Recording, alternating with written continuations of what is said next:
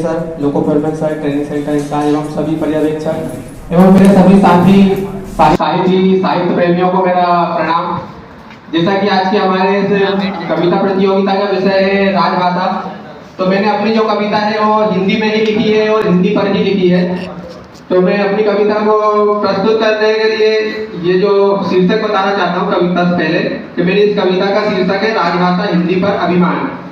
तो मैं अपनी कविता की जो पहली 4 पंक्तियां हैं उसमें यह बताना चाहता हूँ कि आखिर मैंने ये कविता किस प्रकार से लिखी है, किस अंदाज में लिखी है और क्या संदेश मैं इस पंक्तियों में देना चाहता हूँ। तो प्रस्तुत करता हूँ कि मैं हिंदी वर्णों से हिंदी कविता को सजाया हूँ और कवि विश्वास की तरह का एक अंदाज लाया हूँ। अर्थात हम सभी जानते हैं हमारे कुमार विश्वास प्रसिद्ध कवि, उनके अंदाज में ये कविता पढ़ रहा हूँ।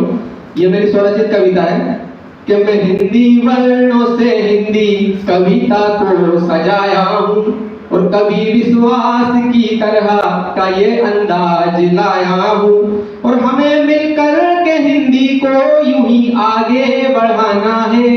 हमें मिलकर के हिंदी को यूं ही आगे बढ़ाना है। यही संदेश लेकर मैं यहाँ पर आज आया हूँ। यही संदेश लेकर मैं यहाँ पर आज आया हूँ। और अब मैं आगे की पंक्तियों में ये बताना चाहूंगा कि आखिर हमें हिंदी को क्यों आगे बढ़ाना है, इसमें क्या खास बात है। तो हम इसे प्रयोग करते और हम अब गुणगान करते हैं। हम अपनी हिंदी भाषा का सदा सम्मान करते हैं। हमें है प्यार अपने देश की हर एक भाषा से, मगर हम अपनी राजभाषा हिंदी पर अभिमान करते हैं। हम अपनी राजभाषा हिंदी पर अभिमान करते हैं।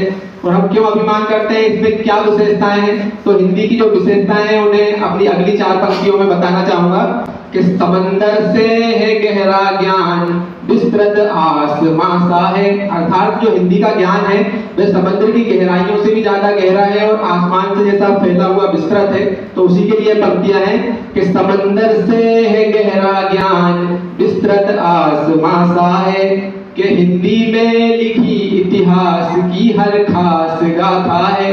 और यही कारण है कि यही जन जन की भाषा है, यही भारत की आशा है। हमें है गर्व के हिंदी हमारी राजभाषा है।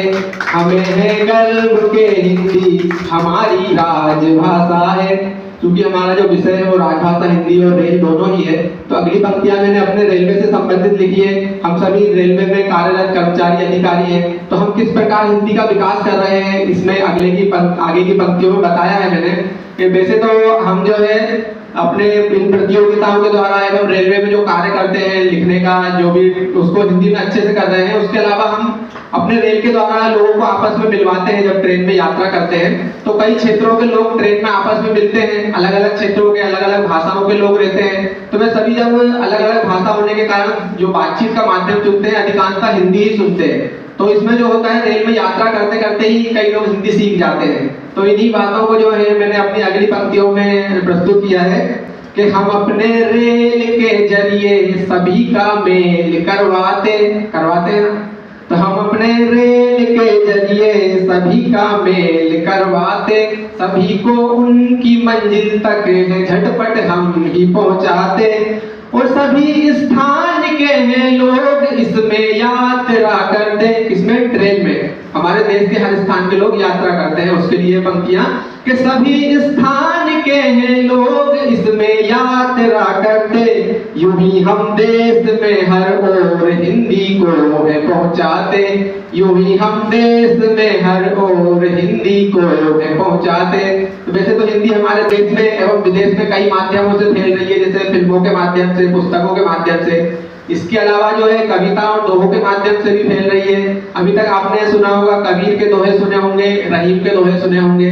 आज मैं आपको शाहरुख खान के दोहे सुनाऊंगा जो कि मैंने स्वयं हिंदी भाषा के लिए लिखे हैं। तो प्रस्तुत करता हूँ अपने दोहे कि दुनिया भर में हिंदी से भारत की पहचान,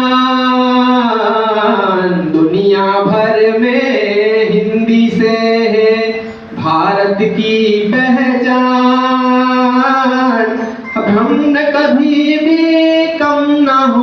हमें दे इसका सम्मान, शाहरुख हम इसका सम्मान।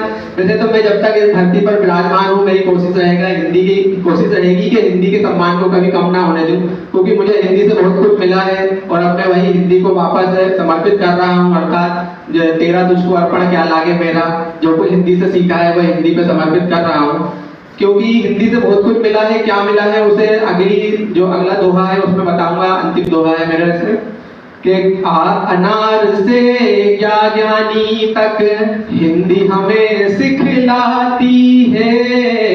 अनार से या ज्ञानी तक, हिंदी की जो वर्णमाला है अनार से या ज्ञानी तक पहुंच जाती है।